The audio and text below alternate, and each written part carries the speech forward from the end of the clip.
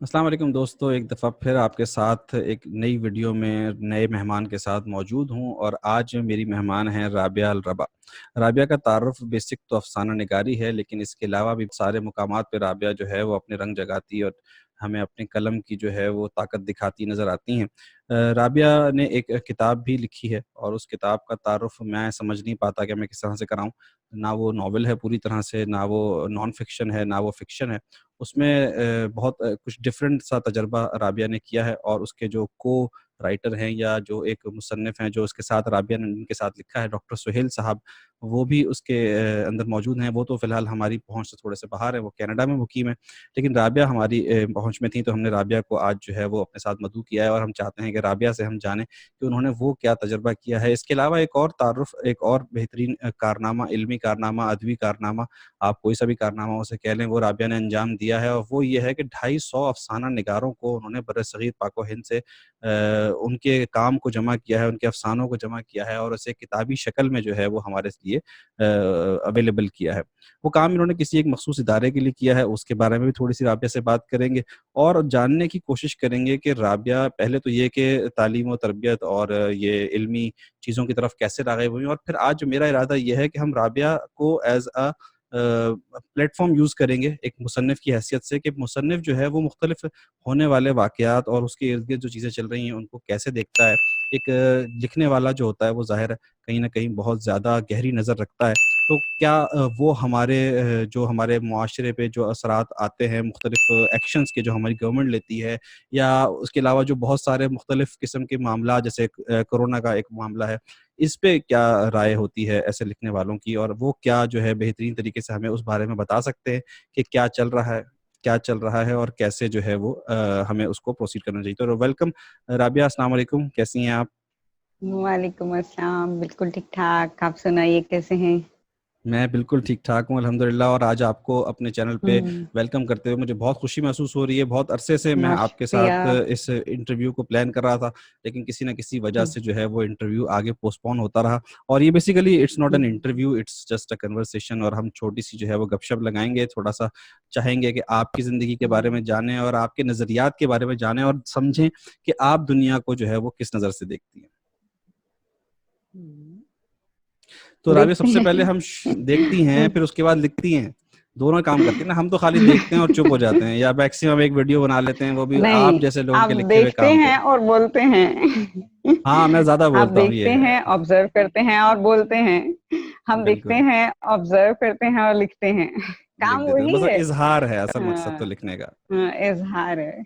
असल चीज़ इज़हार है और इज़हार का जो मीडियम आपने चुना है वो लिखना है और लिखना जो है वो बहरहाल हर एक के बस का काम तो नहीं है। ख़ैर आजकल तो हर एक ही लिख रहा है, लेकिन ये कि बहरहाल एक्चुअली वो हर एक के बस का काम है नहीं। तो आप भी ज़ाहिर है जब लिखती हैं तो बहुत ही मुश्किल मराहिल से गुज़रती होंगी और बहुत ज़्यादा इसके लिए मुख्तलिफ़ इंस्पिरेशंस और फिर उसके बाद रिसर्च और फिर उसके ऊपर मुशाहिदा और पता नहीं क्या-क्या मुश्किल से अल्फ़ाज़ हैं जो यहाँ पे इस्तेमाल किए जा सकते हैं, वो आप करती होंगी। तो आप मुझे सबसे पहले तो ये बताएँ कि आपने अफ़साना निगारी का ही इंतख़ाब क्यों किया? आपके पास तो बड़ा अच्छा एक ऑप्शन अवेलेबल था। ख़वातीन जो हैं वो ज़्यादातर डाइजेस्ट राइटिंग में जो है वो अपना नाम बनाती हैं पहले और बड़ी आराम से पैसे कमाती हैं। तो आप क्यों ये मुश्किल सिन्फ़ अफ़साना निगारी की तरफ राग़िब हो गईं? हुँ, चूँकि मैं एक तो ये कि शुरू से अफ़साना पढ़ रही थी।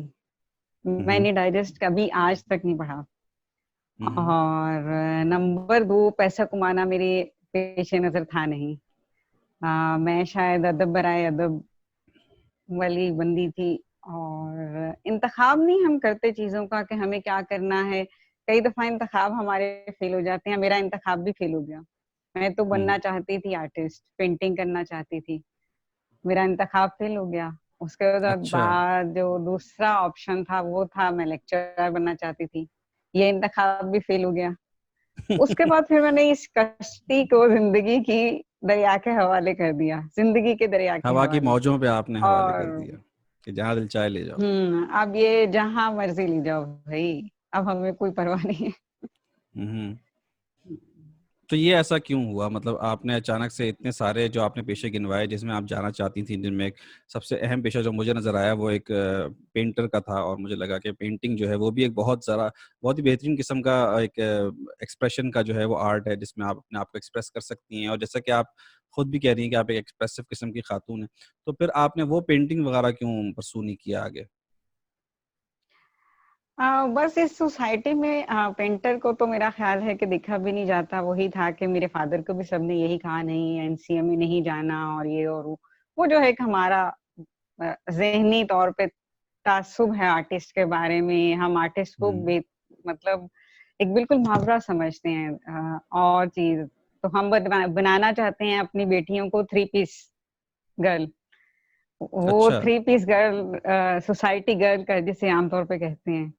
तो जो हुँ। आर्टिस्ट है वो सोसाइटी थ्री पीस गर्ल नहीं होती, वो लेकिन क्या वो होती जिसे हैं? बनना होता है वो बस कुछ भी नहीं, वो लोगों की समझ से बाहर होती है। वो वन पीस भी हो सकती है, वो टू पीस भी हो सकती है, वो विदाउट पीस भी हो तो फिर सकती क्या है। बन जाती है वो? फिर वक़्त उसके ऊपर बना देता है कुछ ना कुछ ना। ये फिर वक्त बना देते हैं ना, जब हाँ। आपको मतलब फिर वो आपका इंतखाब नहीं होता, फिर नहीं लेकिन ये बहरहाल तो फिर करना आपको वही है। हुँ, हुँ।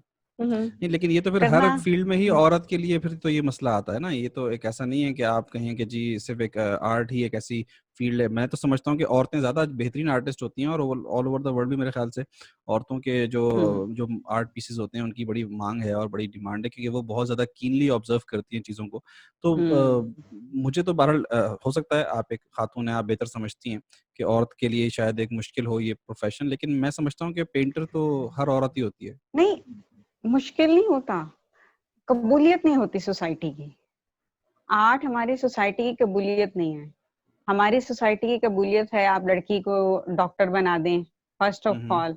आप लड़की को प्रोफेसर बना दें। अब जो एक ट्रेंड आ रहा है आप उसे सीएसपी ऑफिसर बना दें। अच्छा। तो ये डिमांड है सोसाइटी की।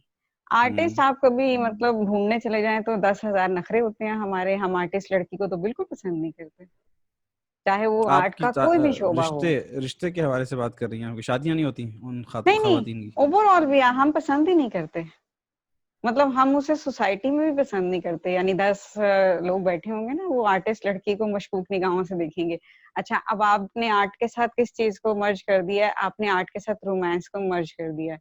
रोमांस आप किसे कहते हैं आपको ये नहीं पता, रोमांस की एक्चुअल मीनिंग क्या है। हुँ, अब हुँ। आप वो समझ रहे हैं यार, ये मतलब इसको मैं शायरी के साथ यहाँ थोड़ा सा मिसाल देने के लिए पेश करती हूँ कि एक शायर है, वो जी, 100 जी। गजलें लिखता है तो वो शायद 100 दफा इश्क भी करता है।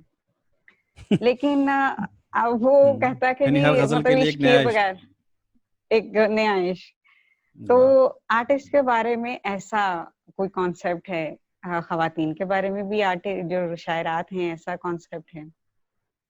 इसलिए हम शायद समझते हैं कि आर्ट का हर शोबा जो है ना आपसे वो कोई ऐसी डिमांड करता है जो सोसाइटी से हटी हुई डिमांड है, जो सोसाइटी के फ्रेमवर्क में फिट नहीं आती। इसलिए हम हुँ। आर्टिस्ट लड़की को, अगर वो एक्टर है, वो मॉडल है, वो मेकअप आर्टिस्ट है, मैं सिर्फ पेंटर की बात नहीं कर रही, मैं उसे माइनस करके बात कर रही हूँ। आप मुझे अच्छा, खुद अच्छा। बताएं कि जिस सोसाइटी में हम रहते हैं उसमें एक आर्टिस्ट को कहाँ फिट, इवन राइटर को कहाँ आप मुझे दिखेंगे। राइटर को भी लड़कियों को पसंद नहीं किया जाता बेसिकली, और शायरात को मशकूक निगाहों से देखा जाता है। कह रही हैं पसंद नहीं किया हम क्या जाता, लेकिन करें। आप सही कह रही हैं बिल्कुल। हमारे यहाँ तो लेकिन अगर देखें और हम अपने कहना चाहिए कि मैं अपने मुआशरे में या अपने इर्द-गिर्द के हल्का अहबाब में नज़र डालता हूँ, तो मुझे तो ख़वातीन का जो रोल है ख़ास तौर पे इस तख्लीकी अमल में, और ये जो लिखने वाली बातें हैं, ये जो मुश्किल-मुश्किल किस्म के जो नॉवेल्स लिखना है, ये तो ख़वातीन ज़्यादा बेहतर परफ़ॉर्म कर रही हैं मेरे हिसाब से। और ख़ास तौर पे जैसे कि हमने ज़िक्र किया पहले भी कि डाइजेस्ट राइटिंग की अगर हम बात करें, तो वहाँ तो ख़वातीन राइटर्स छाई हुई हैं और उनका तो मतलब कोई नेमुल-बदल ही नहीं है हमारे पास। मर्द तो इतना ये काम नहीं कर बात पा आप रहे इस फ़ील्ड में। नहीं नहीं, ये बात आपकी बिल्कुल सही है। तो और फिर आप आपको कैसे कह एक सकती हैं कि मजे की, एक्सेप्टेंस नहीं है? नहीं नहीं, वो देखिए वो कबूलियत सोसाइटी की कबूलियत तो नहीं है ना। वो तो आपका एक डाइजेस्ट बिक रहा है, आप एक अच्छे कहानीकार हैं, आप एक बहुत अच्छा लिखारी है। लेकिन आप इन लड़कियों की पर्सनल लाइफ उठा के देख लें, इनको क्या कुछ फेस करना पड़ता है। मेरे तो बहुत करीब है, मेरी सहेलियां हैं बहुत सारी। हुँ, हुँ। इन्होंने अपनी पर्सनल लाइफ में क्या अचीव किया, और ये अचीव कर लिया कि वो बहुत अच्छी आर्टिस्ट बन गई। लेकिन उसने सोसाइटी की कबूलियत अचीव नहीं की, हुँ, सोसाइटी ने हुँ। उसे कबूल नहीं किया। अभी एक ड्रामा बना था हम टीवी पे, डाइजेस्ट राइटर, आप वो देखिए। उसमें आपको वो जो एक राइटर के प्रॉब्लम्स हैं वो किस खूबसूरती से नजर आएंगे। असल प्रॉब्लम सारी वही खवातीन वही प्रॉब्लम फेस कर रही हैं। अब वो हकीकत यही है। लेकिन यहाँ मैं आपसे मुत्तफिक हूँ कि खवातीन राइटर बेहतर आर्टिस्ट हैं। मतलब आर्ट के हर फील्ड में औरत बेहतर आर्टिस्ट है, क्योंकि वो ऑलरेडी एक क्रिएटर है ना। चलें ये मान लेते हैं कि औरत को कहीं न कहीं मुश्किल ज़्यादा फेस करनी पड़ती होगी, हाँ, लेकिन अगर थोड़ी सी हम मुश्किल देखें है। हाँ, लेकिन अगर हम देखें ओवरऑल मुआशरे में, हमारे बिलख़ुसूस पाकिस्तानी मुआशरे में तो औरत को एक्सेप्टेंस का लेवल काफ़ी ज़्यादा हद तक मिला हुआ है और हमारे यहाँ रिस्पेक्ट के अलावा भी और बहुत सारे दर्जे हैं जहाँ हम औरत को बिठाते हैं। अभी बिलख़ुसूस आपके इस काम के हवाले से बात करेंगे जो आपने किया, जिसमें आपने जो है वो 250 अफ़साने जो है या 250 अफ़साना निगारों के अफ़साने मतलब 250 पहले के करीब-करीब। हमारे पास इससे ज़्यादा थे, लेकिन फिर वो किताब की हमने वो ये देखना किस है चीज़ कि के लिए आपने काम जमा किया? ये किस इदारे के लिए आपने ये काम परफ़ॉर्म किया? नहीं, ये एक इदारे के लिए तो हम कर रहे थे, लेकिन बाद में ठीक फिर है। हम लोगों ने हुकूमती उससे इदारा था? बिल्कुल हुकूमती इदारा था। लेकिन मुझे ये बताया गया था कि प्राइवेट इदारा है। वो अच्छा। काम के ड्यूरेशन में हमारा मतलब जो हमारे यहाँ हुआ करता है वो दरमियान में हमारा क्लैश हो गया, हमने छोड़ दिया। हुँ। क्योंकि हमारे यहाँ काम यूँ होता है कि काम करवा लिया जाता है, पब्लिश अपने नाम से करवाने की कोशिश की जाती है। और ऐसे अच्छा। वाक़यात हमेशा माज़ी में भी होते रहे, अब भी हो रहे हैं, कोई नई बात तो है नहीं। चलिए लेकिन कामयाब तो हुई ना आप। कहने का मतलब ये है कि असल में अल्हम्दुलिल्लाह। और अंत भला तो इसमें जग आप भला। और इसमें आपको एक मज़े की बात बताऊँ, इस सोशल मीडिया को इस जैसे जितनी हम गालियाँ निकालते हैं, हुँ। सबसे खूबसूरत रोल इसने प्ले किया। अच्छा। क्योंकि अभी तक तो वो जो चल रहा था एक पूरा सिस्टम, पुराने लोग और पुराने इदारे अपने पुराने सिस्टम के तहत चल रहे हैं। उन्हें सोशल मीडिया की पावर का इल्म नहीं है बिल्कुल। कि ये क्या हो सकता है। और हुँ। उन्हें ये भी इल्म नहीं है कि इंटरनेट आने के बाद कितनी तबाही हो चुकी हुई है पुराने सिस्टम की। चला और सब कुछ होने चला, या जो कुछ वो मेरा नाम स्किप किया जा रहा था, वो कैसे मुझ तक बात पहुँची, और वो ये सब इस सोशल मीडिया का कमाल है। हुँ, ज़बरदस्त। अदरवाइज़ ये वही होता जो माज़ी में होता आया है। यानी आप ये कह रही हैं सोशल मीडिया ने आपका जो है वो आपका नाम जो था वो मिटने नहीं दिया उस किताब के बिल्कुल। जो मेन जो करने वाले थे। हुँ, तो आप भी सोशल मीडिया पे काफ़ी ज़्यादा हमें माशाल्लाह हर जगह एक्टिव नज़र आती हैं। कई एक सोशल वेबसाइट्स पे भी आप लिखती हैं और इसके अलावा ये कि आप अपना सोशल मीडिया हैंडल्स भी कई एक मेंटेन करती हैं बहुत अच्छे तरीके से। और अब आप यूट्यूब पे भी आप अब कुछ ना कुछ काम कर रही हैं। तो पिछले दिनों मैंने देखा कि आप अपने यूट्यूब चैनल पे एक कैंपेन चला रही थी जिसमें आपने वॉइस ऑफ होप के नाम से एक सीरीज़ शुरू की थी शायद, जिसमें आप जो है वो उन लोगों के उन हालात या उन लोगों की बातें जो हैं वो शेयर कर रही थी, जिनमें जो कोरोना से जो हैं वो फ़ाइट करके आए हैं और उन लोगों की भी कर रही थी जो कोरोना से कुछ जूझ रहे हैं किसी भी ना किसी तरीके से। तो आप वो बताएँ कि वो क्या आइडिया था? वो कैसे आपने उसको परफ़ॉर्म किया? कैसे उसको अपने लोगों तक अप्रोच किया? हुँ। अच्छा ऐसा है, इसमें वो आइडिया यूँ था कि मैं देख रही थी कि लोग इतना कोरोना से शायद नहीं मर रहे जितना खौफ से मर रहे हैं। बिल्कुल। अब बेसिक चीज़ ये थी कि खौफ खत्म करना था। हुँ। और वो जो मैं अपने आस-पास हमारे सराउंडिंग में हर तरफ वो खौफ ज़्यादा था। अब शहर लाहौर में पूरे पंजाब के केसेज़ आ रहे थे, सिर्फ लाहौर के केसेज़ नहीं थे।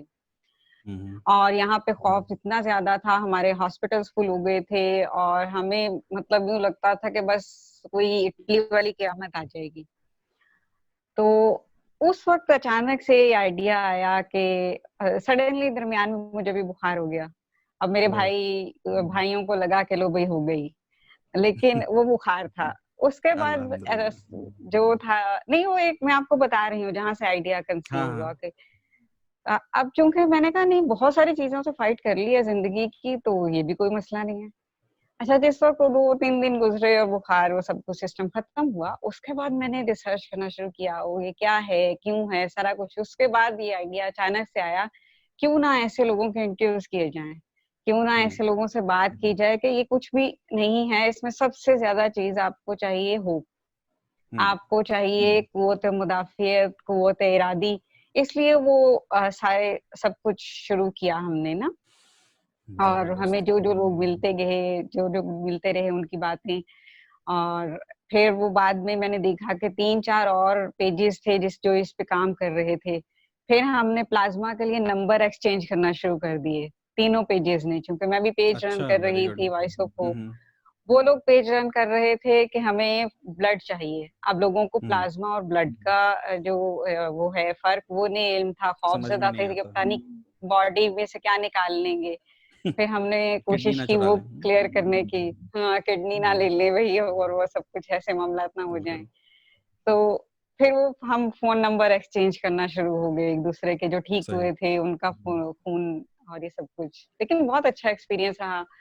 यूं लगा कि वो नई होप मेरे पास भी आई और मैंने भी हम्म। तकसीम की, अपना अपना हिस्से का काम कर दिया। तो रियली आपका ये काम भी बहुत अच्छा था बाकी कामों की तरह। अब तीसरा हवाला आपका जो है वो मुश्किल सी किताब है एक, जिससे पहले तो आप ये एक्सप्लेन करेंगे वो किताब है क्या? वो किताब नॉवेल है, वो वर्क ऑफ फिक्शन है, या वो क्या है? वो किस तरह आप उसे पहचानती कैसे हैं, या किस हवाले से आप अपनी उस किताब का तारुफ कराती हैं? अच्छा देखिए, इसमें ना नवीद, एक बात जो मैं तारुफ क्या, ये किताब ऐसे है जैसे मैं और आप कॉन्वर्सेशन कर, हुँ, हम डायलॉग कर रहे हैं, हमारे मुख्तलिफ मौज़ूआत हैं, हमारे मुख्तलिफ टॉपिक्स हैं जो समाज के साथ मुंसलिक हैं।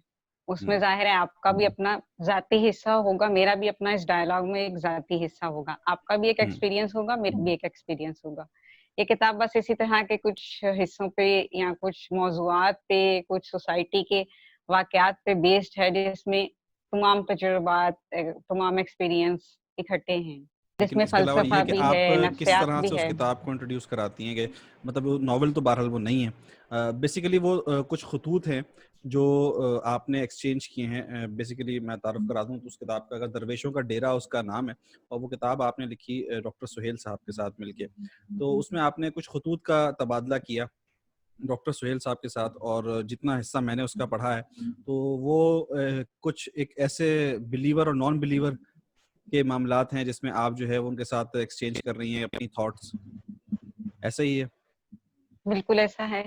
हाँ, तो वो कैसे आइडिया जनरेट हुआ और कैसे आपने उसको परस्यू किया? क्योंकि ये ज़ाहिर है एक मुश्किल और एक डिफरेंट किस्म का आइडिया था। इससे पहले तो मैंने अच्छा, ऐसी कोई किताब इसमें नहीं ये आइडिया मेरा नहीं है, ये आइडिया डॉक्टर साहब का था, और डॉक्टर साहब इस किताब के लिए को राइटर के तौर पे मेरा ख्याल बकौल उनके वो कोई 8-10 राइटर्स के साथ काम कर चुके थे।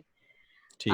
लेकिन हाँ, वो काम मंजिल तक नहीं पहुंच सका। हुँ, और हुँ। अ, जब उन्होंने ये, मैं अपना अफ़साने का काम कर रही थी, उन तक मैंने उनसे अफ़साना लिया, तो उन्होंने मुझसे ये आइडिया मेरे अफ़साने पढ़ने के बाद डिस्कस किया। पहले मैंने बहुत खूब। इनकार कर दिया, लेकिन फिर मतलब जब मुझे लगा कि नहीं इसमें जान है, काम कर सकते हैं, और डॉक्टर साहब पाकिस्तानी कम और कैनेडियन ज़्यादा हैं, तो धोखा नहीं देंगे। तो इसलिए फिर उसको हम लोगों ने काम करना शुरू किया। ज़बरदस्त। तो बस एक सवाल जो मेरे ज़हन में अब वो किताब पढ़ के आया, वो ये था कि हम कहीं न कहीं अपने मज़हब को जो है, वो अपने अदब का हिस्सा बनाते हैं, और ये काम रिसेंट पास्ट में कुछ ज़्यादा रफ़्तार से हो रहा है। बहुत सारी लिखने वालियों ने इस चीज़ को, और लिखने वालों ने भी, इशफ़ाक़ अहमद साहब ने और दूसरों ने, मुमताज़ मुफ़्ती साहब ने, मज़हब को भी अपनी किताबों का हिस्सा बनाया है। और आपकी इस बारे में क्या राय है कि मज़हब जो है उसको किताब से अलग कर देना चाहिए, या उन दोनों का चोली दामन का साथ है? अच्छा, ये हुआ 80 की दहाई के बाद, जब हमारे पास माशाल्लाह लगा ज़ियाउल हक का। उससे हुँ, पहले हुँ। ऐसा नहीं था। और मतलब फिर वो ऐसा वो चीज़ बिकने लगी। वो हमें समझ आया कि ये कॉन्सेप्ट बिकने लगा। उससे पहले 70 की दहाई में एक पूरा लिबरलिज़्म बिकने लगा था। मतलब एक सोसाइटी का एक अपना रंग होता है ना? तो बिल्कुल। जैसे आजकल मौजूदा एक रंग है, हम बहुत सारे यूट्यूब चैनल्स हैं, बहुत सारे पेजेस हैं, बहुत इंस्टाग्राम है, और वो टिकटॉक है। उस दौर का ट्रेंड वही था, जब 80 की दहाई का। उस वक़्त मज़हब अदब में आया, और फिर उसके बाद जो बिकने लगा था, हमें लगा कि ये बहुत हिस्सा है, लेकिन मेरे ख्याल में इसका कोई चोली दामन का साथ नहीं है। लेकिन मज़हब में भी आर्ट है, अगर आप ढूँढने लगें।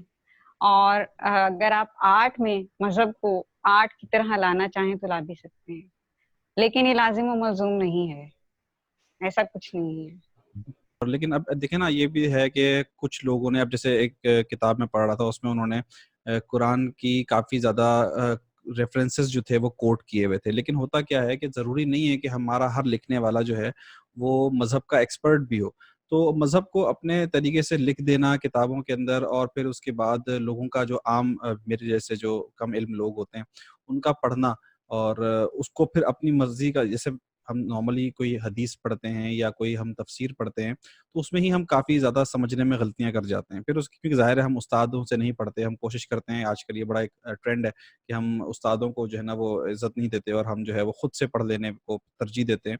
तो अगर हम उसको खुद से पढ़ लेते हैं और समझने में कोई कोताही या कोई गलती करते हैं, तो उसके बाद हम जो है वो कहीं न कहीं अगर ये कहें कि जी तफ़सीर में गलत लिखा हुआ है, तो दरअसल वो चीज़ तो गलती नहीं है ना।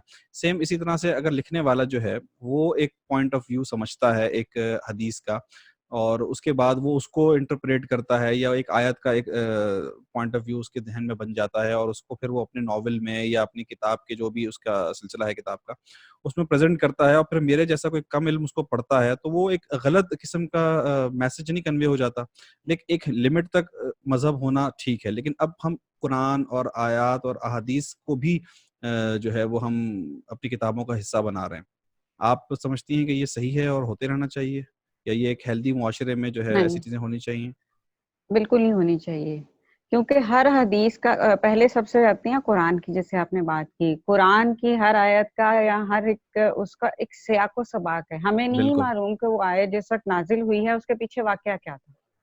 अगर हम उसके पीछे के वाक़या क हमें इल्म नहीं है, तो हम उसको कहीं कोट नहीं कर सकते।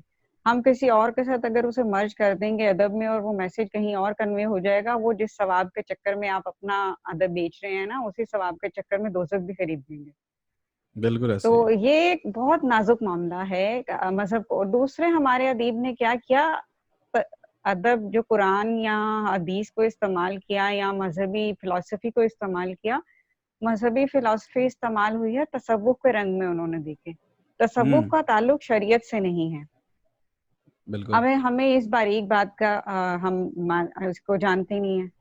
तसव्वुफ़ का ताल्लुक बिल्कुल शरीयत से नहीं है और आपने एक तसव्वुफ़ का रंग देने की कोशिश की है। जो तसव्वुफ़ है वो इन शिद्दत है, इंतहा है किसी भी चीज़ की। इश्क है, इश्क शिद्दत से निकला है, शिद्दत।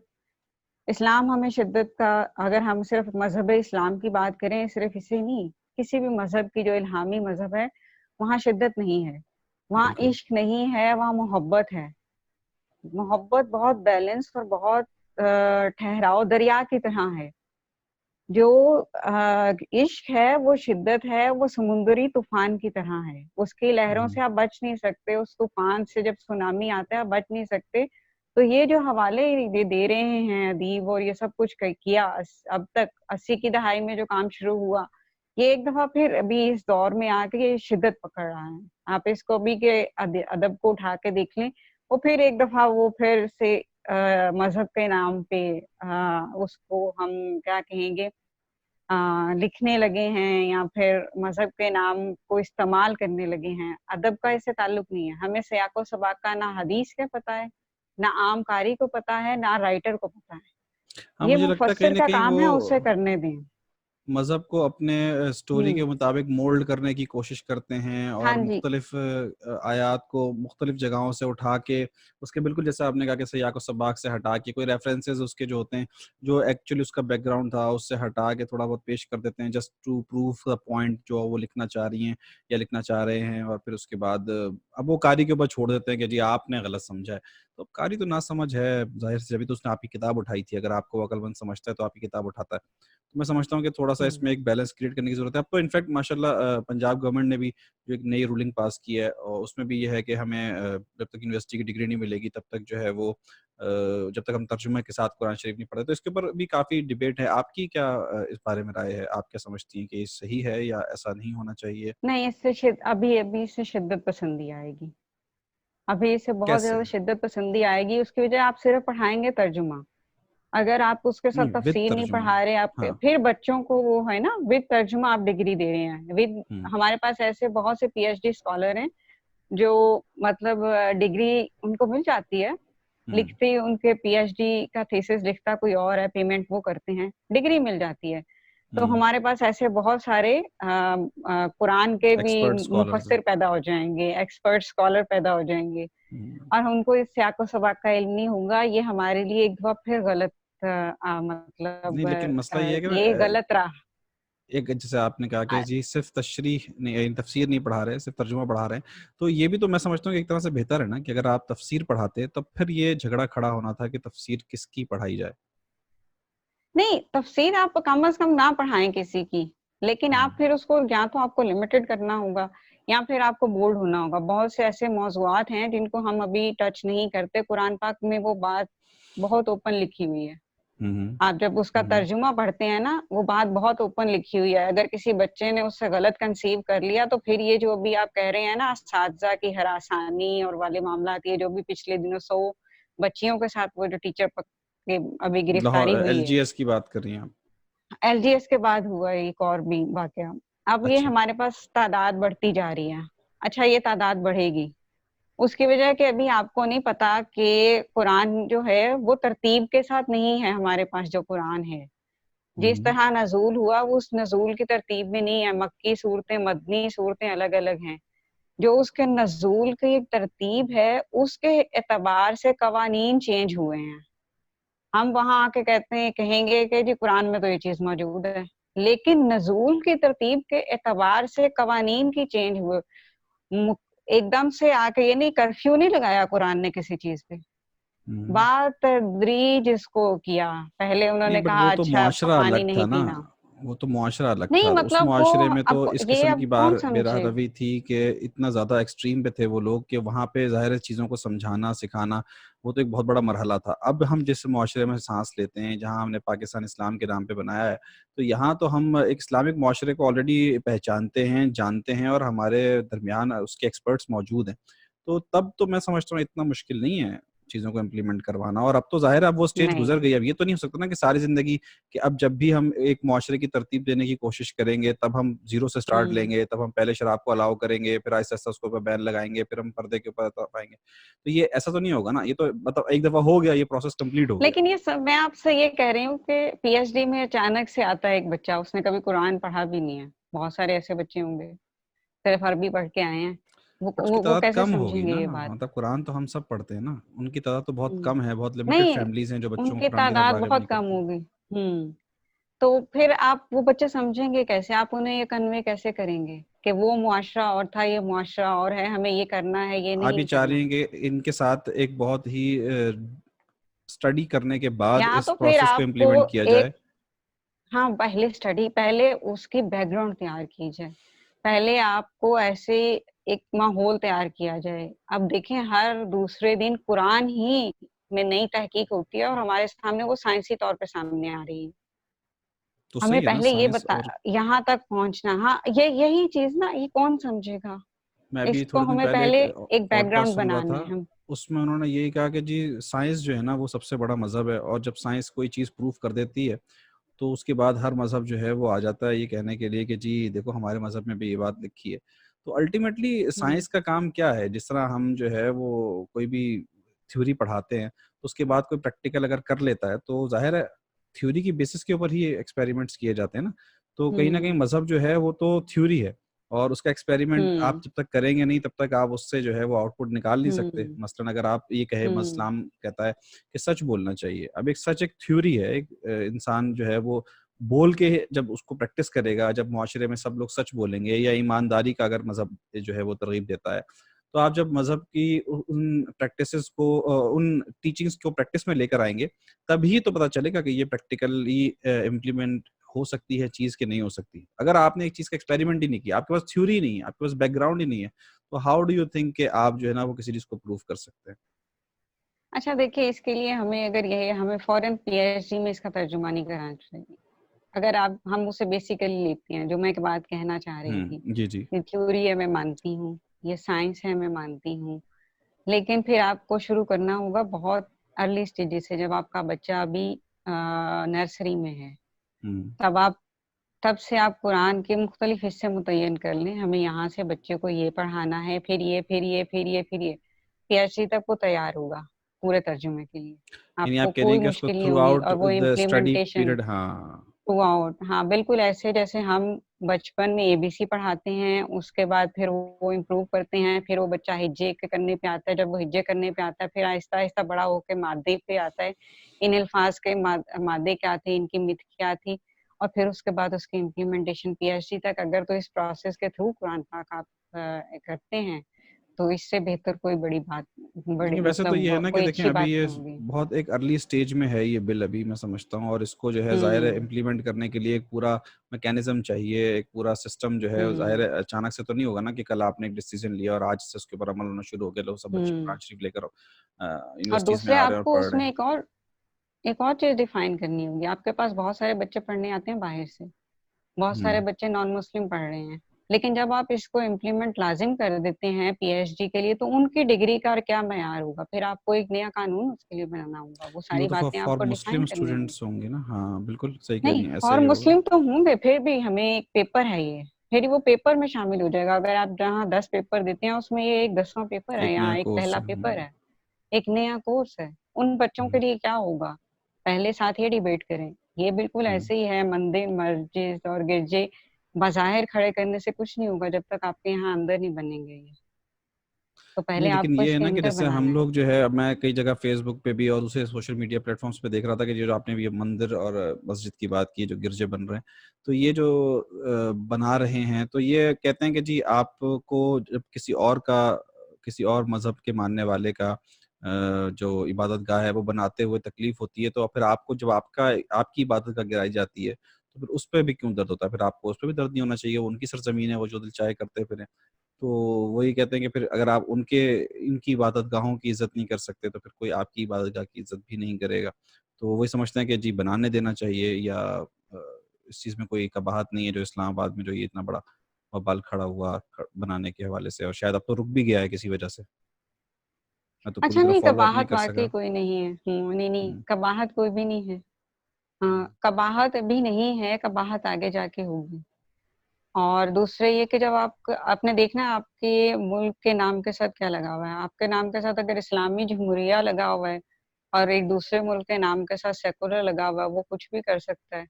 और बाकी सेकुलर कंट्रीज जो हैं वहाँ देखिए आप मसाजिद बन रही हैं, वो हुँ। ईसाई मुल्क हैं, वहाँ मसाजिद बन रही हैं, लेकिन उससे पहले वहाँ के मुसलमानों ने नहीं, लेकिन कितना वहाँ कुछ अज़ान प्ले की किया। परमिशन नहीं है ना। हाँ, नहीं, अब तो देखिए कुछ जगह अजान की परमिशन हो गई ना। इंग्लैंड हुँ, में तो कुछ जगह हो गई है अजान की परमिशन। बहुत लिमिटेड लेकिन पोर्शन में धीरे वो। धीरे, हाँ, लिमिटेड आपका है, बेस्ट वो फ्रेंड धीरे चाइना धीरे वो अलाउ धीरे। नहीं करता। हाँ, वो तो बिल्कुल आपके मजहब, अजान तो दूर की बात है, वो आपके मजहब से किसी हद तक बहुत दूर है। बिल्कुल, आपकी मदद को बेस्ट बहुत फ्रेंड है ना। नापसंद करता हूँ। तो ये तासुब है ना, ये तासुब है, असल में दिलों का तासुब है। हमें इमारतें खड़ी करने से कुछ भी नहीं होगा। हमारे यहाँ इतनी मस्जिदें यहाँ खाली पड़ी हैं, एक मंदिर बना देने से क्या फर्क पड़ेगा? नहीं तो वो कुछ भी शायद फर्क ये नहीं इसका पड़ेगा। एक रीज़न हो, वो चाहते हों कि जी ये वैसे तो ये कि एतराज़ जो मेन है वो ये है कि जी इस्लामाबाद में जहाँ वो बनाने की कोशिश हो रही है, वहाँ तो हिंदू कम्युनिटी इतनी ज़्यादा है भी नहीं। बिल्कुल नहीं है। और हम्म। जैसे ज़्यादातर ये हिंदू कम्युनिटी जो है ये सिंध के अंदर मुकीम है, और वहाँ पे जो है हम्म। ना ऑलरेडी मौजूद है, कराची में काफ़ी सारे मुकामात पे ये बने हुए हैं मंदिर। और ज़ाहिर है उनकी मज़हबी अटैचमेंट है इसके साथ, हमें कोई इस बारे हम्म। में एतराज़ नहीं होना चाहिए। लेकिन बहरहाल ये एक सेपरेट डिबेट की तरफ हम चले गए, हम थोड़ा-सा वापस आते हैं इल्म और अदब की तरफ। और मैं ये चाहूँगा आपसे पूछना कि मैं ये समझता हूँ कि, या मेरी जो आज तक काफ़ी सारे लोगों से गुफ्तगू हुई है, वो ये कहते हैं कि जी रीडरशिप जो है वो कम हो गई है। लेकिन उसके बरक्स हम देखते हैं कि कई एक वेबसाइट्स जो हैं वो अब मार्केट में अवेलेबल हैं, हमारे पास इंटरनेट पे अवेलेबल हैं, हम जहाँ चाहें उनको एक्सेस कर सकते हैं, और वहाँ पे बहुत ज़्यादा, जहाँ पे जैसे कि आप भी लिखती हैं, वेबसाइट्स हैं, हम सब के नाम से है एक वेबसाइट उर्दू इंडिपेंडेंट उर्दू के नाम से है, और इस तरह की बहुत सारी वेबसाइट्स हैं जो अवेलेबल हैं। तो आप क्या समझती हैं कि रीडरशिप सिर्फ किताब खरीद के पढ़ने की कम हो गई है, या ओवरऑल रीडरशिप पे इफेक्ट आया है? नहीं, रीडरशिप डाइवर्ट हो गई है हुँ, कि अब वो देखें, पहले हमारे पास एक किताब था सोर्स, अब ये हमारे पास दूसरा सोर्स है। ये नेट आने के बाद हम कहीं भी जाते थे, हम कितनी किताबें साथ लेके जा सकते हैं? हुँ, 5 6 8 10। लेकिन अब ऐसा नहीं है। अब ऐसा है कि आप 10,000 किताबें अपने मोबाइल में लिए फिरते हैं, आप बुक रीडर पे लिए फिरते हैं। तो डाइवर्ट हो गई है, वरना ये साइट्स नहीं चल रही होती। और दूसरे रीडरशिप का प्रॉब्लम ये है कि अगर आप, कुछ लोगों का जो गिला है, नए दौर के साथ आप नहीं चल रहे। नया दौर नई डिमांड करता है। हुँ। आपको नई डिमांड के तहत नई फिलॉसफी देनी है। अगर आप आज भी 1 सदी पहले, 2 सदी पहले की फिलॉसफी पढ़ेंगे, तो वो आज का बच्चा नहीं पढ़ना चाहता। तो रीडरशिप उस लिहाज से उन लोगों की कम हो गई, और जो नए दौर के तकाजों के एन मुताबिक लिख रहे हैं उनकी ज्यादा हो गई। हम ऐसे भी राइटर्स देख रहे हैं बीबीसी पे, मैं सिर्फ बीबीसी उर्दू की बात कर रही हूँ, जहाँ एक कॉलम या ब्लॉग के 10-10, 20-20 हजार रीडर्स हैं। तो अगर वो एक, मैं सब कम से कम बात कर रही हूँ, और इतने कमेंट्स आप उसके नीचे देखिए, अगर किसी ने पढ़ा है तो कमेंट किया, बहुत खूब और बिल्कुल। बहुत उम्दा को निकाल के भी कमेंट होता है कि जी ये वाले इश्यू पे आपने बात की है। बहुत खूब और मतलब बहुत उम्दा। ये, हाँ। हाँ, इसके अलावा कोई कमेंट, तो वहां से इल्म होता है कि किसी ने कितना पढ़ा है। रीडरशिप डाइवर्ट हो गई है, और ये भी झूठ है कि रीडरशिप कम हो गई है। ये हम्म। पूरा उर्दू बाजार अभी भी चल रहा है, और पब्लिशर अभी भी काम कर रहे हैं, इनके घर की रोजी रोटी इन्हीं किताबों से चल रही है। बिल्कुल। तो ये एक प्रोपेगेंडा है, और प्रोपेगेंडा आपको पता है कैसे और क्यों फैलाया जाता है, आपको हर इंसान जानता है। नहीं तो आपने जैसे कि अभी कहा कि जी हम नए तकाज़ों को फॉलो नहीं करते, तो आपको लगता है कि लिखने वाले की गलती है कि वो नई जहतें जो हैं वो आइडेंटिफाई नहीं करता, वो नई चीज़ें ढूंढता नहीं है, नए सब्जेक्ट्स नए टॉपिक्स के ऊपर नहीं लिखता? ये आपको लगता है कि एक रीज़न? लिखने वाले का भी रीजन है, छापने वाले का भी रीजन है, किताब इतनी महंगी से क्योंकि महंगी अभी, तरीन होती जा रही है, कोई कैसे खरीद के पढ़ेगा? तो जाहिर है ना, फिर ई बुक ईजी ऑप्शन है। हाँ जी यही ना, लेकिन उसके बावजूद किताब इतनी महंगी खरीदते हैं लोग। बहुत सारे लोग तो ई बुक पे आते ही नहीं है, इतनी हम्म। महंगी किताब भी खरीदने वाले मौजूद हैं। ड्राइंग रूम कल्चर अभी मौजूद है। हम्म। वो जो ड्राइंग रूम कल्चर जहाँ से तालीम आई थी, पहले तालीम इतनी आम नहीं थी, ड्राइंग रूम कल्चर एक खास तबका तालीम में था। हम्म। उसके बाद आम लोगों में तालीम आई है बड़े सगीर में, अंग्रेज के आने के बाद। वो फिर बढ़ती बढ़ती पाकिस्तान बनने के बाद बिल्कुल अवामुन नास तक आ गई। उसके बाद आप देखिए वो फिर ख्वास में चली गई, किताब इतनी महंगी हो गई कि वो फिर ख्वास में चली गई। अब आपने ये जो एक नई, मैं भी रिसेंटली पढ़ रही थी कि यूनिवर्सिटी की फीसों के और स्कॉलरशिप खत्म किया जा रहा है, तो ये फिर एक दफा से फिर स्कॉलरशिप खत्म करना, ख्वास की तरफ चलेगी तालीम। जबकि हम्म। हमारे पास इन बहुत ज़हीन बच्चे सबके सब वो निकलते हैं जो ख्वास में से नहीं है। अच्छा। तो वो अगर आपने ख्वास में कर दी तो ये लाखों की फीस जो है ये आम बंदा नहीं दे सकता। तो स्कॉलरशिप खत्म करने का मकसद नहीं हमें समझ में आया। आपके पास नहीं, बजट ये कम है, बिल्कुल आपके आपने सही पास, कह रही हैं कि तालीम का बजट जो है वो, अभी मैं एक जगह देख रहा था तो उसमें था कि जी तालीम का बजट तो बहुत सही है और बजट ओवरऑल हमारे यहाँ बहुत सही है। बस हमारे यहाँ होता ये है कि हम लोग जो हैं वो बजट की एलोकेशन को क्वेश्चन करते हैं कि जी बजट की शायद एलोकेशन जो है वो वैसी नहीं है जैसे कि होनी चाहिए। तो मैंने खातून से गुफ्तगू की, अभी मेरे चैनल पे भी पब्लिश हुई है, उसमें वो होम स्कूलिंग के ऊपर जो है वो रोशनी डाल रही हैं और वो अपने बच्चों को होम स्कूल कर रही हैं। और वो भी ज़ाहिर है मतलब खवास में से नहीं हैं, वो भी अवाम में से ही हैं और वो चाहती हैं कि उनकी बच्ची जो है वो तालीम हासिल करे जो कोई एक अच्छा पढ़ने वाला जो है या एक अच्छा अफोर्ड करने वाला हासिल कर सकता है। और उन्होंने कोशिश भी की कि वो नॉर्मल स्कूलिंग सिस्टम के ज़रिए से वो अपनी बच्ची को आगे बढ़ाएँ। लेकिन वो मजबूर हो गईं इस बात पे कि वो अपनी बच्ची को घर में तालीम दें, कि वो समझती हैं कि जी जो स्कूल्स हैं, वो उनकी बच्ची की पर्सनैलिटी को बनाने के बजाय उसको डिस्ट्रॉय कर रहे थे। वो उनको पढ़ा कम रहे थे, उनको जो है वो डिग्रीज़ ज़्यादा दे रहे थे। क्योंकि हमारी ख़्वाहिश ये हो गई है ना कहीं न कहीं कि हमारी एंड में डिग्री जो है वो मायने करती है। तो वो ये समझती थी कि नहीं, मायने डिग्री के नहीं है, असल में तालीम है जो बच्ची को हासिल करनी चाहिए। तो अगर आपको कभी मौका हो सुनिएगा मेरी वो पॉडकास्ट भी, काफ़ी मुझे अच्छी चीज़ें सीखने को मिली उनसे। तो ये आपने जैसे ज़िक्र किया कि स्कॉलरशिप्स हम ख़त्म कर रहे हैं, तो ज़ाहिर है इम्पैक्ट तो आएगा कहीं न कहीं इसका, लेकिन ये कि मैं नहीं समझता कि ये ख़त्म हो पाएगी पूरी तरीके से स्कॉलरशिप। तो आपकी राय के मुताबिक जो है वो तालीम महदूद होती जा रही है आहिस्ता-आहिस्ता ख़वास के लिए? अच्छा तालीम, अब ये जो आपने बात की ना उन खातून की, असल में वो बात तालीम की नहीं, वो तरबियत की कर रही हैं। हुँ। हमारे यहाँ तालीम तरबियत के साथ नहीं रही। एक दौर था तालीम और तरबियत के लफ्ज़ इकट्ठा आता था। तो तालीम और तरबियत जो है वो लाजिम व मलज़ूम है। हमारे यहाँ से उन खातून का कहना बिल्कुल सही है कि तालीम रह गई है जिसे हम डिग्री का नाम देते हैं, बिल्कुल। तरबियत ख़त्म हो गई है। बच्चों की जो नौशुनुमा है, बच्चों का जो एक तरीक़ाकार है, जो एक ब्रॉट अप होता था, ना हुँ। वो घर में हो पा रहा है, ना वो बाहर हो पा रहा है। बिल्कुल। तो पहले वो एक जॉइंट फैमिली सिस्टम था, बच्चों के अंदर ठहराव था। एक जॉइंट फैमिली सिस्टम में बच्चे अमूमन दादा दादी की गोद में पलते थे, वो उनका ठहराव बच्चों में आता था। अब ये बच्चे हैं, ये मियाँ बीवी जवान है, इनके अंदर जवानी की अभी वो कश्मकश वो डायरेक्ट हमारे बच्चे में आती है। जॉइंट फैमिली सिस्टम टूटा, फिर उसके बाद स्कूलिंग में वो एक सिस्टम में बहुत तेजी आ गई, इतनी तेजी आ गई कि हमें वो सब कुछ करवाना है। अच्छा, वो सब कुछ करवाने की उम्र भी हमारे पास ना 7 और 8 साल है।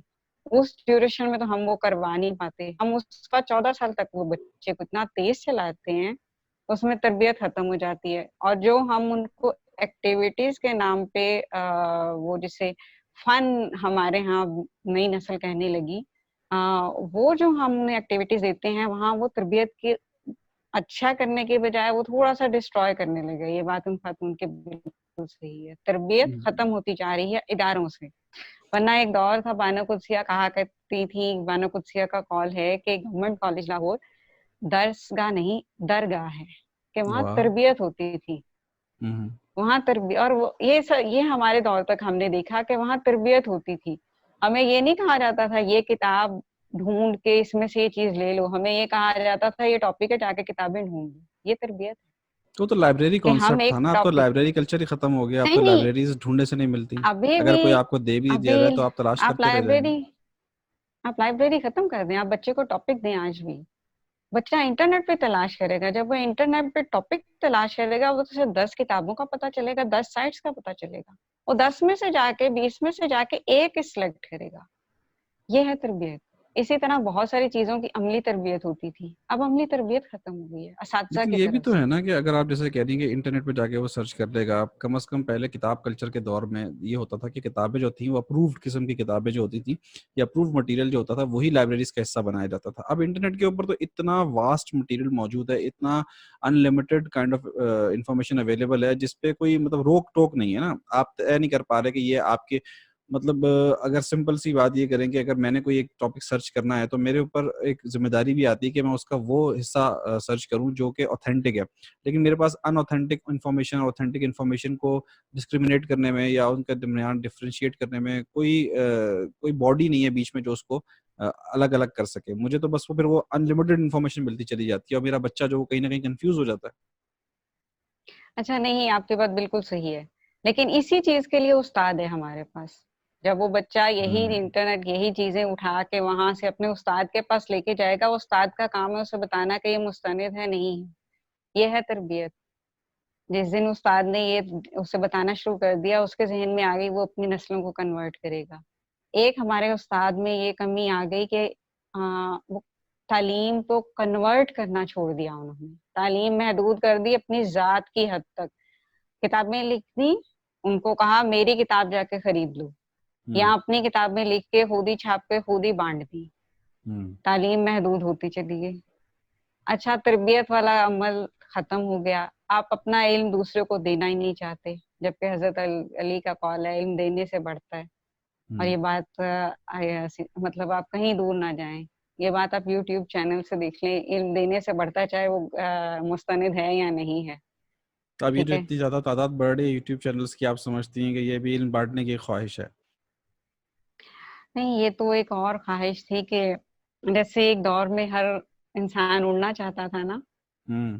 तो जिस वक्त नया नया मीडिया आया, जैसे हम प्रिंट, ये इलेक्ट्रिक मीडिया, तो इलेक्ट्रॉनिक उस मीडिया। वक्त एक ख्वाहिश, इलेक्ट्रॉनिक मीडिया, जब वो ख्वाहिश एक जन्म दे रही थी हर हम्म। शख्स के अंदर हीरो बनने की।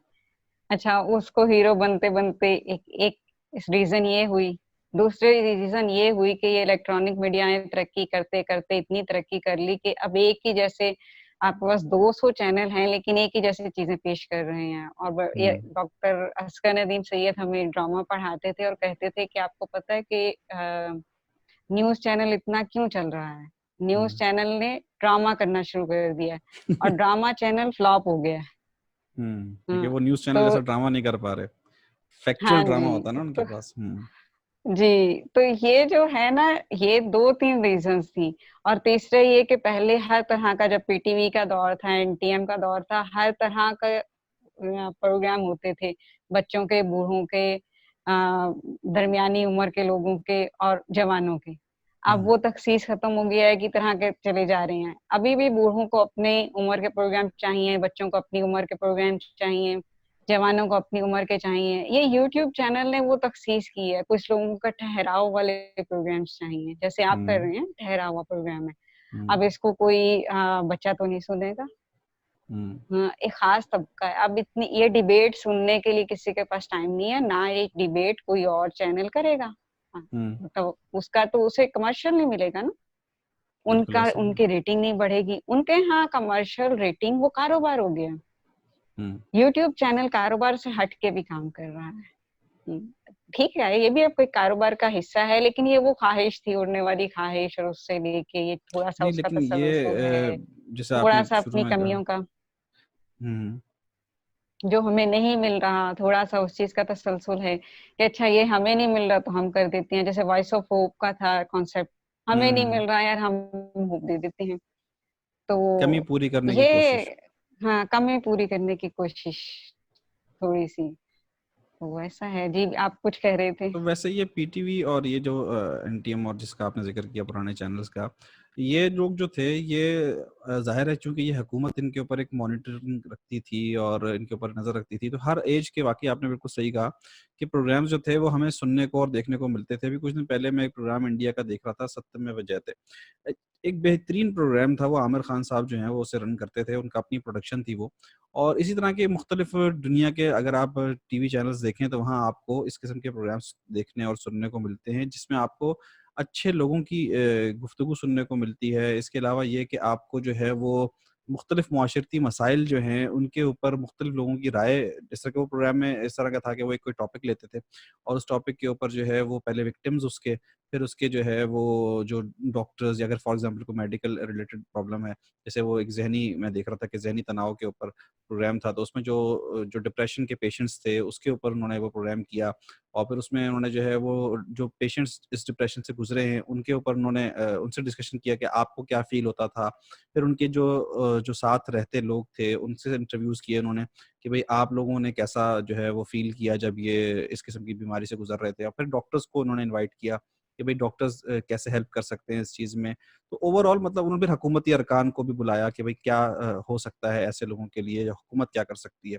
तो कहने का मतलब ये कि एक ऐसा हेल्दी सा प्रोग्राम था जो देखने में खुशी होती थी, देखने में मज़ा आता था। अब तो मुझे याद नहीं है कि मैंने आखिरी दफ़ा टीवी कब ऑन किया था। तो अगर आप कभी ऑन कर भी लें तो तलाक और दूसरी शादी और तीसरे से अफ़ेयर, इसके अलावा कुछ भी ड्रामों में भी और टीवी के न्यूज़ चैनल्स के अंदर भी यही एक खबर है जो मतलब डिप्रेशन को बढ़ाती है। डिप्रेशन को कम करने वाली खबरें जो है ना कहीं से नहीं मिलती। कॉमेडी, इनफैक्ट कॉमेडी खत्म हो गई है हमारी ज़िंदगी, सटायर जो है जिसे हम हाँ, कहते हैं वो कॉमेडी खत्म बहुत हो गया। अच्छी बात की, बहुत अच्छी बात की आपने, कॉमेडी खत्म हो गई है। अच्छा, हुँ, हमें ना बदतमीजी में और मजाक में फर्क खत्म कर फ़र्क दिया। खत्म कर दिया हमने। मतलब उसमें अब आप देखेंगे वो नई नस्ल ऐसी ही आएगी जो हम नस्ल को क्यों गालियां दे रहे हैं। हुँ, आपने बदतमीजी शुरू कर दी, अभी आप चैनल उठा के देख लें, मजाक के नाम पे बदतमीजी हो रही है। वो बिल्कुल। क्वालिटी कंट्रोल जो था पीटीवी के दौर में, अब वो क्वालिटी कंट्रोल नहीं है। हुँ। अब आप कुछ भी कर सकते हैं, कुछ भी कह सकते हैं, कुछ गलत जुमला भी इस्तेमाल कर सकते हैं, इवन आप गाली भी दे सकते हैं मजाक के मैं नाम उस पे। दिन सुन रहा था, वो कहने लगे कि पहले पीटीवी पे जो 4 लोग रखे जाते थे, वो इस बात की इस्लाह करते थे कि तलफ़्फ़ुज़ जो है, वो किसी वर्ड का गलत ना हम्म, चला जाए, उसकी अदायगी जो है वो गलत ना चली जाए। तो इतना ज़्यादा बिल्कुल। केयरफुल होके हमने प्रोग्राम तरतीब दिए थे। और आज जो है वो तो हम्म गंदी-गंदी फ़ाहिश गालियाँ भी जो हैं वो कॉमेडी का हिस्सा बन गई। हम्म मैं तो यहाँ तक एक साहब से इंटरव्यू कर रही थी, तो उन्होंने मुझे कहा कि हमारे टाइम पे एक एक हफ्ता रिहर्सल होती थी। बताइए। और मैं एक दफा हसीना मोइन का सुन रही थी, 4 दफा उनका स्क्रिप्ट रिजेक्ट हुआ था हसीना कि जी मोइनी का। इसे दोबारा लिखें। जी अब देखें आप, वो ड्रामे जो हम कहते हैं ऐसा ड्रामा नहीं लिखा जाता। स्क्रिप्ट हुँ, रिजेक्ट हुआ था और बहुत उम्दा मजा लिखती, बहुत शस्तगी, बहुत शगुफ्तगी। और वो फिर कमरे में बंद हो के अलग से बैठ के बिल्कुल। लिखना। अब तो वो खातून लिख रही है, साथ किचन में हांडी पका रही है, साथ लिख रही है हाँ भाई कपड़े कितने के खरीदे, और ये शादी का और गोटे का जोड़ा, उसकी तलाक करवा दो, उसका ये करवा दो, यार इसमें हुँ। मसाला डालो। तो तो वो आपका क्या बहुत लिखने का तरीक़ेकार है? जैसे आपने बड़ा अच्छा पॉइंट रेज़ किया यहाँ पे, और अक्सर लोग मुझसे सवाल करते हैं कि ये जो लिखने वाले होते हैं, ये लिखते कैसे हैं? तो आप फ़ोकस किस तरह कर पाती हैं, या आप कहानी के लिए इंस्पिरेशन कहाँ से लेती हैं? अच्छा देखिए, एक थ्योरी है कि तख्लीक-कार के पास कहानी खुद चल के आती है। अच्छा। तो ये किरदार हमारे पास खुद चल के आते हैं। जैसे मुमकिन है, हो सकता है आपकी मेरी अभी डिस्कशन हो रही हो, मुझे कुछ देर के बाद मतलब आपके इस पूरी डिस्कशन से कोई किरदार मिल जाए। हुँ। हाँ, तो ये खुद ब खुद से आते हैं, और खुद ब खुद लिखने का भी कोई टाइमिंग नहीं होता। जिस वक़्त मेरा तो एटलीस्ट कोई टाइम, मतलब ये नहीं है कि मुझे इस टाइम पे लिखना है, जिस टाइम पे लिखना है, जब टाइम मिला, जब एक चीज़ ने तंग किया उसे लिख लिया। और मतलब कोई यानी ऐसा आप भी सच हांडी पकाते बाकायदा हुए लिख बैठ के, देती हैं। नहीं, नहीं, हांडी पकाते हुए नहीं लिखती। वही जो आपने हांडी कहा ना। पकाते हुए सोच लेती हूँ, अच्छा, हांडी अच्छा, लिखती पकाते हुए बाद में। सोच लेती हूँ, लेकिन जिस वक़्त मैं लिखती हूँ, उस वक़्त फिर मैं अपना कमरा लॉक करके आराम से बैठ के लिखती हूँ। तो आपने अब तो नॉवेल की तरफ मतलब अपना रुझान नहीं किया? अफ़साने तो आपने बहुत ज़्यादा लिखे हैं, बहुत खूबसूरत आपके अफ़साने, लेकिन नॉवेल की तरफ आपने रुझान नहीं किया? अभी तक नहीं किया, उसके लिए बहुत ज़्यादा यकसुई चाहिए थी, वो यकसुई तो मैंने उर्दू अफ़साना अहद हाज़िर को दे दी। और उसमें आपने अब बहुत मेहनत ज़िंदगी का की। सफ़र कुछ थोड़ा-सा तेज़ है इस वक़्त, और इस वक़्त मेरे पास है वो एक माहौल नहीं बन रहा, नॉवेल एक माहौल माँगता है आपसे, बिल्कुल। तो आपके तो लिए इसलिए नहीं इंस्पिरेशन दे कौन है? सकी। किसको आप अपना उस्ताद तसव्वुर करती हैं या किसकी राइटिंग्स को फ़ॉलो करती हैं और उसके जैसा लिखने की कोशिश करती हैं? नहीं, फ़ॉलो तो किसी को नहीं करती, और पसंद बहुत से लोग हैं। सज्जाद हैदरी अल्तरन मेरे मोस्ट फ़ेवरेट हैं, अच्छा। जिनको मैं हर दफ़ा पढ़ के एक अच्छी-सी फ़ीलिंग आती है मुझे। हुँ, हुँ। उसके अलावा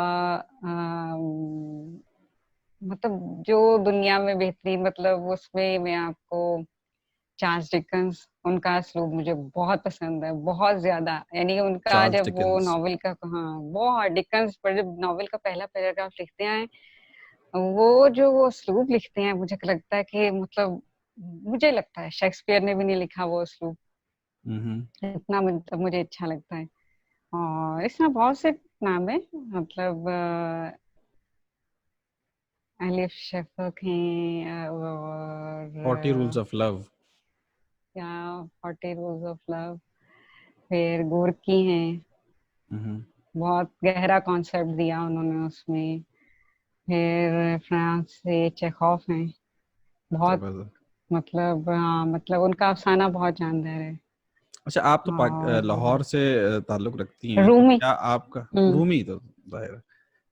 तो हुँ। लाहौर में पाक टी हाउस की बड़ी अहमियत है, तो आप भी वाबस्ता रही हैं कभी? नहीं, कभी वाबस्ता नहीं रही। आना-जाना रहा वहाँ पे? आना-जाना रहा, कभी आया मतलब बहुत कम, लेकिन ज़िंदगी में मेरा ख़्याल जब से दोबारा से हमारे दौर से पहले ये ख बंद हो गया था, हुँ।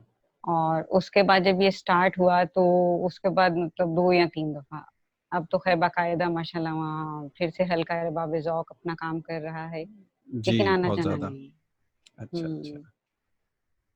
तो आप लेकिन बताएँ, ये आपने इतना अरसा काम किया ये चैनल के हवाले से, हुँ, तो इन 5 सालों में क्या सीखा?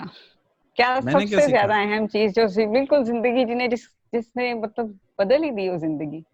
चैनल के हवाले से सिर्फ़, ऐसी पर्सनैलिटीज़ मैंने आती हैं, नए तो लोग आते हैं। अभी रिसेंटली मैंने ये सिलसिला शुरू किया जब मैंने लोगों से बात करना शुरू किया। आज से पहले तकरीबन कह लें कि 2020 से पहले मैं बहुत कम लोगों को इस हवाले से ज़ाती तौर पे जानता था, जो लिखते हैं। मेरी बड़ी ख़्वाहिश होती थी कि मैं ऐसे हुँ, लोगों से गुफ्तगू करूँ, ऐसे लोगों से बात करूँ कि जो लिखते हैं, क्योंकि मेरे लिए तालीम का जो बेसिक कॉन्सेप्ट है वो किताब ही है।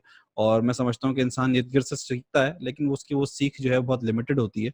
अनलेस कि वो कोई बहुत ही स्पेशल किस्म का इंसान हो। मेरी राय के मुताबिक किताब जो है वो हुँ, आपको बहुत ही ज़बरदस्त नॉलेज देती है from all over the world. तो मैंने हमेशा से ये सीखा कि जो किताब लिखते हैं, ये मेरे ज़हन में ये बात रही है और आज भी मुक़ीम है। और आप जैसे लोग उसके ऊपर और अपना ठप्पा लगाते हैं कि हाँ जी, बिल्कुल सही है, कि वो लोग बहुत ज़्यादा घूमते हैं। आप लाहौर में रहती हैं, कोई और मुसन्निफ़ कराची में रहते हैं, कोई और मुसन्निफ़ अमेरिका में रहते हैं किसी शहर में। तो वहाँ की मालूमात, वहाँ की चीज़ें किताब पहुँचाती है। तो मैं चाहता था कि ऐसे लोगों से मिलूँ, ऐसे लोगों से बात करूँ। मैं बहुत कम लोगों से मुतारिफ़ था पहले लिखने के हवाले से, लेकिन अल्हम्दुलिल्लाह सबसे बड़ी चीज़ जो मुझे मिली इस चैनल के हवाले से, वो ये छोटी-सी पहचान है कि लोग जो है वो कम से कम अब मुझसे बात करते हैं। आप जैसे लोग और हम जैसे जाहिलों को वक्त देते हैं, और हम लोग जो हैं वो आपसे और बेहतर सीख सकते हैं। इसीलिए फिर मैंने सोचा कि यार अगर लोग मुझसे बात कर रहे हैं तो क्यों ना मैं जो है वो इस सिलसिले को या इस गुफ्तगू को जो है वो और लोगों तक पहुंचाऊं, ताकि शायद कोई मेरे जैसा इल्म का प्यासा जो है वो तलाश में हो ऐसी गुफ्तगू की, तो वो भी इस गुफ्तगू से फ़ायदा उठा सके। तो ये हमने जो है वो इस सिलसिले में को शुरू किया, और अब माशाल्लाह बहुत ज़्यादा लोगों से ताल्लुक़ हो गया है, दोस्ती हो रही है हम्म। आहिस्ता-आहिस्ता। नहीं, अब देखिए आपने जाहिल का लफ्ज इस्तेमाल करके खुद ही कह दिया कि आप बाइल्म हैं। मैं बाइल क्योंकि हूँ? नहीं, जाहिल का मैं बाइल मतलब नहीं ही हूँ, मैं नहीं देखिए, बाअदब जाहिल हूँ। का मतलब ही ये है कि बाइल्म होते हुए उसका इनकार करना। हाँ, नहीं बिल्कुल आप सही कह रही हैं। तो लेकिन मेरी हाँ, राय के नहीं मुताबिक बाअदब हैं, मैं देख रही हूँ आपके प्रोग्राम, और खास तौर पे वो जो आपने एक नॉवेल शुरू किया किश्तवाड़, मुझे वो हाँ, ऑडियो मतलब एक बुक्स का अच्छा सिलसिला। लगा। जी, ऑडियो बुक्स का, उसमें सबसे अच्छी बात ये लगी, उसमें म्यूजिक नहीं था। अच्छा। हमारे यहाँ ये जो यूट्यूब चैनल्स का एक कॉन्सेप्ट म्यूजिक वाला है, म्यूजिक इतना हाईलाइट हो जाता है कि आवाज उसमें कहीं दब जाती है। आपके यहाँ ये हुँ। चीज नहीं थी, जो मुझे बहुत अच्छी लगी। मैंने तो डर के मारे नहीं डाला तो कि वो क्योंकि कॉपीराइट स्ट्राइक आ जाती है। हाँ, नहीं नहीं, वो मैंने वो जितना भी आपने वो सुना ना, देखिए उसमें तलफ़्फ़ुज़, आवाज, वो सारा एक लफ्जों की भी अपनी मौसीकी है। बिल्कुल है। उसे इतनी जोर, इतनी फास्ट म्यूजिक नहीं चाहिए उन लफ्जों को। हुँ, जो हमारे यहाँ अभी तक यूट्यूब चैनल्स में एक प्रॉब्लम मुझे देखने में आ रही है कि शायरी और नसर के पीछे एक बहुत फास्ट म्यूजिक है, और हुँ, जो लफ्जों के अंदर भी बहरे हैं, मौसीकी की बहर को बहर किस बहर के साथ कहाँ मैच करना है, अभी ये भी कॉन्सेप्ट नहीं है। नया काम है ना, अभी नई फील्ड है, बिल्कुल अभी ऐसे। लोगों को ये नहीं पता। तो लेकिन मैं समझता आपने हूँ कि ये काम अच्छा ऑफ़िशियली भी किया होना कि चाहिए। ये लोग जो ऑडियो हाँ। बुक्स का बड़ा लोग चाहते हैं कि ऑडियो बुक्स जो हैं वो मार्केट में आएँ, लोग उसको, हम्म, मैं समझता हूँ कि जितना ज़्यादा किताब को खरीदना मुश्किल है लोगों के लिए, उतना ज़्यादा मेरे ख़्याल से ऑडियो बुक्स को खरीदना मुश्किल नहीं होगा। किताब छापने में भी मैं समझता हूँ ज़्यादा एक्सपेंस आता है, लेकिन ऑडियो बुक्स की अगर हम प्रॉपर उसको ऑफ़िशियली या प्रोफ़ेशनली करें तो बहुत ज़्यादा बेहतर तरीके से मार्केट हो सकती है, और फिर ये कि इसको रिप्रोड्यूस करना भी इतना मुश्किल नहीं है। अच्छा, ये हो भी रहा है, और इसकी हमें सिर्फ इसी हिसाब से जरूरत नहीं है कि मतलब आ, कुछ इन्वेस्टमेंट की कमी होगी। इसकी हमें जरूरत इसलिए भी है, बहुत से नाबीना बच्चे पढ़ रहे हैं। बिल्कुल, मेरा अच्छा, उनको ये इनिशियल चीज स्टार्ट भी इसी जरूरत, वजह से था। हाँ, उनको इस चीज की बहुत जरूरत होती है। हम गवर्नमेंट कॉलेज में थे तो हमारे यहाँ स्पेशल एजुकेशन, स्पेशल कोटे पे वो बच्चे आते थे, और वो दूसरे स्टूडेंट से ये चीजें रिकॉर्ड करवाते थे। तो वाह! ये इन बच्चों के लिए बहुत ज्यादा आसानी हो जाएगी अगर ऐसा हो जाएगा। और बिल्कुल। कॉपीराइट्स का मसला ये होता है कि जो 50 साल पहले वाला राइटर जिसकी डेथ को हो गए हैं, मतलब मंटो आप हुँ, पढ़ सकते हैं, प्रेमचंद हैं पढ़ सकते हैं, उनका कॉपीराइट्स का कोई इशू नहीं होता। तो हुँ। उनको एटलीस्ट आप उनका कोई अपने नाम रेगुलर लेवा व्यू, नहीं है ना अब। नहीं नाम लेवा नहीं, रूल है, कानून है। अच्छा।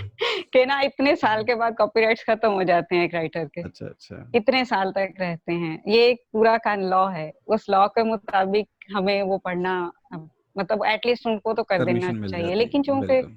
हाँ, परमिशन मिल जाती है, हुकूमत इस तरफ तवज्जो नहीं देती, लेकिन आप जैसे लोग तो दे सकती हैं तवज्जो। कुछ नहीं, हमारी साथ ये पूरी भी करें, ख़्वाहिश है, अब कुछ तो साथ वो बहुत भी ज़्यादा लोग करें। जुड़ रहे हैं माशाल्लाह, और अब नए-नए हम्म। चैनल्स बहुत ज़्यादा बन रहे हैं, बहुत ज़्यादा लोग ऑडियो हम्म। बुक्स को, ख़ास तौर पे ऑडियो बुक्स को बहुत ज़्यादा कंसीडर कर रहे हैं, हम्म। और बहुत लोग जो हैं वो रिकॉर्ड कर रहे हैं। हाँ, ज़ाहिर है क्योंकि वो प्रोफ़ेशनल नहीं है, उनकी ऑडियो क्वालिटी में थोड़ा-सा कमी होती है। हम जैसे मतलब खुद से हम वी आर सेल्फ टॉट, हमें किसी ने सिखाया नहीं है, हम ब्रॉडकास्टर नहीं है, हमें वो टेक्नीक नहीं पता कि किस तरह से करना चाहिए, अल्फ़ाज़ का उतार-चढ़ाव हमें नहीं आता। तो वो सुनने वाला भी ज़ाहिर है कहीं न कहीं उससे डिस्टर्ब ज़रूर होता है, लेकिन चूँकि वो मतलब मुहावरा है ना कि भई जो मिल रहा है उसको भागते चोर की लंगोटी ही बहुत, तो अच्छा। वो वाले उसके तहत शायद सुन लेते हैं, वरना मेरे जैसे जो पढ़ने वाले हैं, जो सही से नहीं पढ़ पाते, उनकी तो बहुत गलतियाँ निकाली जा सकती हैं। अच्छा, इस हवाले से ना मैं आपको, ऐसा कुछ नहीं है कि सुनने वाला डिस्टर्ब होता है। हुँ, हुँ। सुनने वाला डिस्टर्ब नहीं होता, क्योंकि हमारे यहाँ का भी लिसनर वैसा नहीं है जो डिस्टर्ब होगा। वो एक बहुत अलग सी होते हैं कम्युनिटी होती है। मेरे पहली वीडियो के ऊपर जो हैं। ऑडियो जिसका आप ज़िक्र कर रहे हो, उसमें उन्होंने मैसेज किया, हुँ। कमेंट किया कि पहले 30 सेकंड में 2 तलफ़्फ़ुज़ की गलतियाँ। तो मुझे बड़ी खुशी हुई ये हुँ। कमेंट्स पढ़ के कि मैंने 45 मिनट्स की वो ग़ालिबन ऑडियो थी। मैंने 45 मिनट्स की वो ऑडियो रिकॉर्ड की। उसको तकरीबन हुँ। 1.5 घंटे में बैठ के मैंने एडिट किया। मेरी 3 घंटे की मेहनत को उन भाईजान ने जो है वो नहीं सराहा, उन्होंने मेरे वो 30 सेकंड में तलफ़्फ़ुज़ की जो गलती थी, जिसे मैं ढूँढता रहा, मेरी समझ में नहीं आया वो तलफ़्फ़ुज़ की गलती थी क्या? लेकिन उन्होंने उस गलती को पिक करके प्रेज़ेंट किया। एक ने लिखा कि जी बहुत शॉर्ट आपने ऑडियो की। मैं ये समझता हूँ कि हमारे यहाँ ना क्रेडिट देने का रिवाज भी बहुत कम होता जा रहा है। हम लोग किसी को शुक्रिया नहीं कहते। हमें शुक्रिया कहने से जो है ना बड़ी अपनी बेइज़्ज़ती महसूस होती है, बड़ी ज़िल्लत महसूस होती है। हमें लगता है कि हम एंटाइटल्ड हैं सर्विसेज़ को एन्जॉय करने के। अगर कोई खाकरोब या कोई झाड़ू लगाने वाला गली मोहल्ले में आके झाड़ू लगा रहा है, तो ये उसके उसकी ज़िम्मेदारी है, वो इस चीज़ की तनख्वाह लेता है। बेशक वो तनख्वाह लेता है, लेकिन कहीं न कहीं अगर हम एक शुक्रिया या एक गिलास का पानी या एक चाय का कप उसे पिला देंगे, तो कहीं न कहीं वो कल को जो है ना अपने आप को भी थोड़ा-सा इम्पोर्टेंट फ़ील करेगा, उसको खुशी होगी, उसको रिकॉर्ड करने की ऑडियो बुक मोटिवेशन मिलेगी ना, सफाई करने की मोटिवेशन मिलेगी। ये असल में यही ना, यही तरबियत है बस। जो दूसरा है, वो जिन साहब ने गलती निकाली, वो तालीम है, ये तरबियत है। और हुँ, ये चीज़ वो आपको इनबॉक्स में भी कह सकते थे। ऐसा ही बाकी है। एक मैं इफ़्फ़त रहीम का प्रोग्राम सुन रही थी, तो उन्होंने बहुत खूबसूरत बात की। उन्होंने एक्टिंग के हवाले से गर्चे की, लेकिन मैं राइटिंग के हवाले से, यूट्यूब चैनल के हवाले से भी ये बात करती हूँ कि इफ़्फ़त ने कहा कि हमारे पास चूँकि अकेडमी नहीं है हुँ, एक्टर्स की, इसलिए हमारे पास वैरायटी ऑफ एक्टर्स बहुत ज़्यादा है। हर एक्टर का एक अपनी वे तरीक़ा-ए-कार है, एक अपना एक्सेंट है, एक अपना बॉडी लैंग्वेज है, एक अपना स्टाइल है। हुँ, इसी तरह से हमारे पास चूँकि अभी तक अकेडमी नहीं है, एक्टर की अकेडमी नहीं है, तो ये चैनल्स तो फिर बहुत दूर की बात है ना। बिल्कुल। तो हमारे जितने चैनल्स के होस्ट हैं या रन कर रहे हैं, उन सब की एक अपनी वैरायटी है, एक हुँ, अपनी क्वालिटी है, एक अपनी सोच है। तो हमारे पास उनकी निस्बत बहुत, यानी अगर वहाँ पे अकेडमी है, तो वो सारे फ़ॉलो करेंगे दिलीप कुमार को, और हुँ, फिर वो शाहरुख भी उसी एक्सेंट में आएगा, उसमें भी। लेकिन हमारे यहाँ कोई खूबी है कि चूँकि अकेडमी किसी की भी नहीं है, हमारे पास तो वॉइस की भी, सदाकारी की भी नहीं है। तो बिल्कुल। हमारे पास ऐसे उनसे ज़्यादा अच्छे सदाकार हुँ, मौजूद रहे। आज भी गुलाम मोहिउद्दीन के जो बोलने का, अनवर मकसूद के बोलने का, मतलब जो वो जो स्टाइल है, वो इंडिया के पास नहीं है। किसी के पास नहीं है। अकेडमियाँ होने के बावजूद नहीं है। बिल्कुल, तो अकेडमी से ज़्यादा हमारे पास वैरायटी है, जबकि अकेडमी नहीं है। तो बिल्कुल सही यहाँ कह पे रहे हैं। मतलब मैं ये क्रेडिट दूँगी आपको और बहुत सारे और लोगों को कि चलें, वो आगाज़ है, आप उसको कह रहे हैं कि नहीं, उसमें कोई लोगों को लुत्फ़ नहीं आ रहा, लेकिन आ रहा है। बिल्कुल मैं उनको समझता हूँ कि ज़रूरत है। बहुत शुक्रिया आपकी इस अब मोहब्बत का, आपने इसकी जो है इज़्ज़त हुँ, अफ़ज़ाई की कि आपने उसको सुना और आपने जो है वो मेरी तारीफ़ का भी कुछ अल्फ़ाज़ अदा किए। लेकिन यकीन करें इसकी बहुत ज़रूरत है और ये बहुत ज़्यादा आसानी हो हुँ, जाएगी हमारे लिए किताब पहुँचाना आगे तक। और अगर हमारे पब्लिशर्स जो है वो इसके ऊपर थोड़ा-सा फ़ोकस करें और इस काम को प्रोफ़ेशनली करें, तो ना सिर्फ़ ये कि इससे बहुत सारे लोगों को रोज़गार मिलेगा, जो वॉइस ओवर आर्टिस्ट हैं उनको रोज़गार मिलेगा। इसके अलावा ये भी है कि कहीं न कहीं हमारे जो लिखने वाले हैं, उनकी किताब दूर तक पहुँचेगी और ला ज़्यादा से नहीं, ज़्यादा आप लोग उससे यकीन यकीन करें, उसे पब्लिशर को रोज़गार मिलेगा। उसमें भी जो बिल्कुल। सदाकार है, उसको बिल्कुल रोज़गार नहीं मिलेगा।